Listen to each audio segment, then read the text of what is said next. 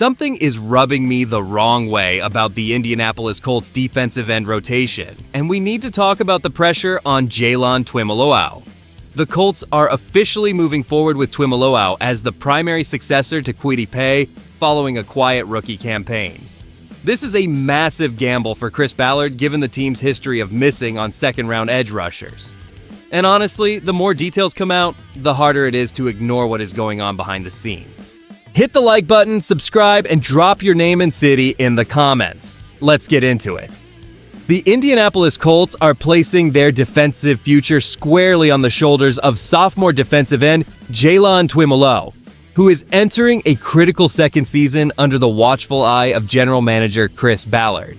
Since arriving as the 45th overall pick in the 2025 NFL Draft, Twimeloau has navigated a difficult transition from a standout career at Ohio State to the professional ranks, where he logged just 215 defensive snaps as a rookie.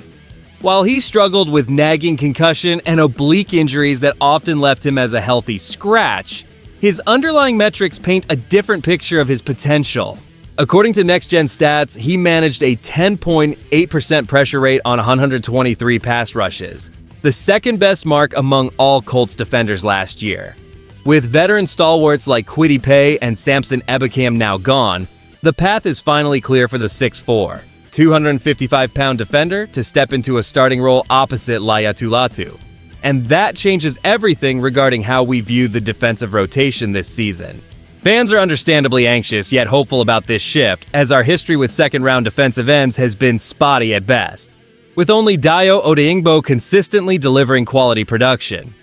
Twimeloau himself claims he has used this offseason to lean out and focus on becoming faster and stronger to finally meet the high expectations set by his dominant college resume of 21.5 sacks and 39 tackles for loss. Whether this newfound commitment to his physical conditioning will translate into consistent disruption on the edge remains the most pressing mystery for our coaching staff.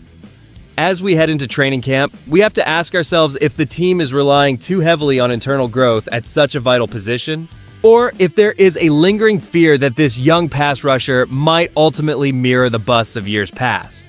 The most surprising reality facing our defensive line is that the team is entrusting its pass rush succession plan to a second-year player who logged just 215 total snaps during his entire rookie campaign.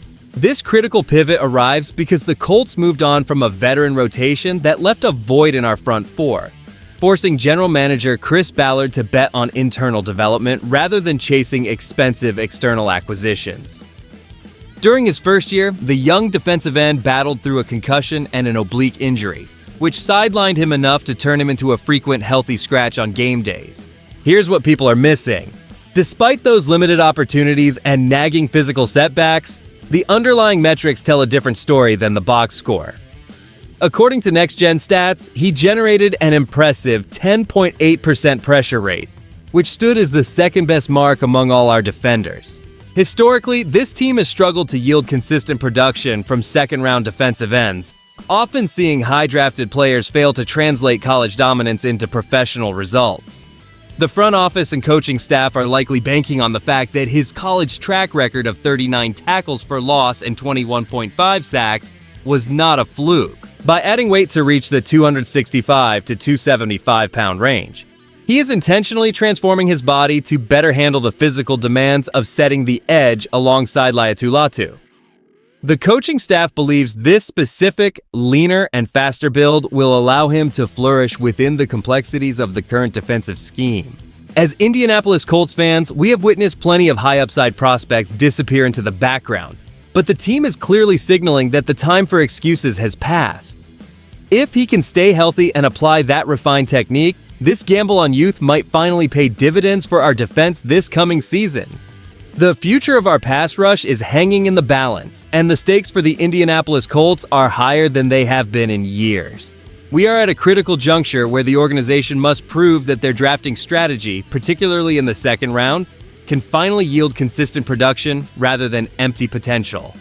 With veteran stalwarts Kwity Paye, Samson Ebukam, and Tyquan Lewis departing in free agency, our defensive rotation is undergoing a complete identity shift.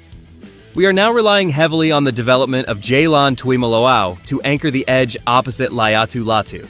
And this is the part that gets me. The team has brought in Arden Key and Michael Clemens to stabilize the group, yet the entire defensive plan hinges on Tuimoloau making a massive leap in his second season. If he fails to capitalize on this opportunity, our pass rush will lack the necessary depth to compete in a grueling season that features physical battles against the Tennessee Titans and the Houston Texans. Those division rivals are constantly upgrading their rosters, and if we cannot generate consistent pressure with 4 men, our secondary will be left vulnerable in key matchups. This pressure is not just about stats. It is about our realistic chances of securing a playoff spot when the weather turns cold in November.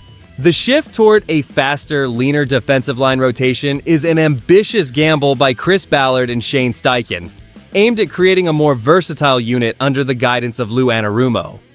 We need Tuimoloau to translate his 10.8% pressure rate from his rookie year into tangible sack totals immediately. Without that surge in output, our defensive front will struggle to contain opposing quarterbacks, forcing the coaching staff to rely on exotic blitz packages that could ultimately compromise our consistency throughout the entire schedule. The upside to Jaylon Tuimoloau stepping into a primary role is anchored in his natural production and a newfound professional approach to his physical conditioning.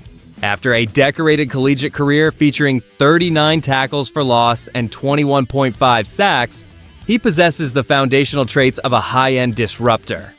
What makes this even bigger is his reported dedication to trimming his frame to 265 or 275 pounds, which should theoretically boost his explosiveness during his second season under defensive coordinator Lou Anarumo.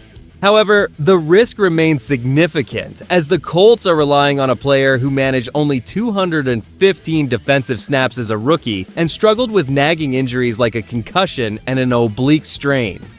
While he did record an impressive 10.8% pressure rate on limited reps, betting on a player who was a healthy scratch multiple times to replace the production of veterans like Kwity Paye, Samson Ebukam, and Tyquan Lewis is a substantial gamble for general manager Chris Ballard. Across the league, analysts view this as a pivotal transition period for the organization, with many keeping a close watch on how additions like Arden Key and Michael Clemens might either supplement or threaten Tuimoloau for playing time. Here is where I land on this. I find the excitement surrounding his second-year jump a bit overblown given his limited sample size and health history. While the raw flashes during those 123 pass rushes were certainly promising, relying on him as the primary successor to a proven starter is a massive leap of faith for a team looking to compete.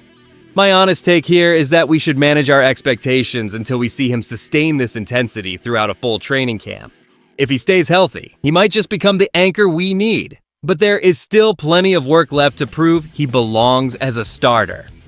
The trajectory of this franchise under Chris Ballard hinges on whether our second-round draft selections can finally provide reliable, consistent production on the defensive line. For years, we have watched talented prospects struggle to translate college success into impactful NFL results. But the current situation with Jaylon Tuimoloau offers a unique path forward for the team. By betting on his development alongside Laiatu Latu, the front office is signaling a shift toward identifying and retaining internal talent rather than solely relying on veteran stopgaps. We should feel a cautious, grounded sense of optimism heading into this season, because the underlying data from Next Gen Stats shows he achieved a 10.8% pressure rate on limited snaps. And honestly, this statistical promise combined with his commitment to reaching a playing weight of 265 to 275 pounds suggests he has the professional discipline to handle a full starting load. His focus on becoming more twitchy and faster during this offseason provides the exact type of narrative we want to see from a young player stepping into a prominent role.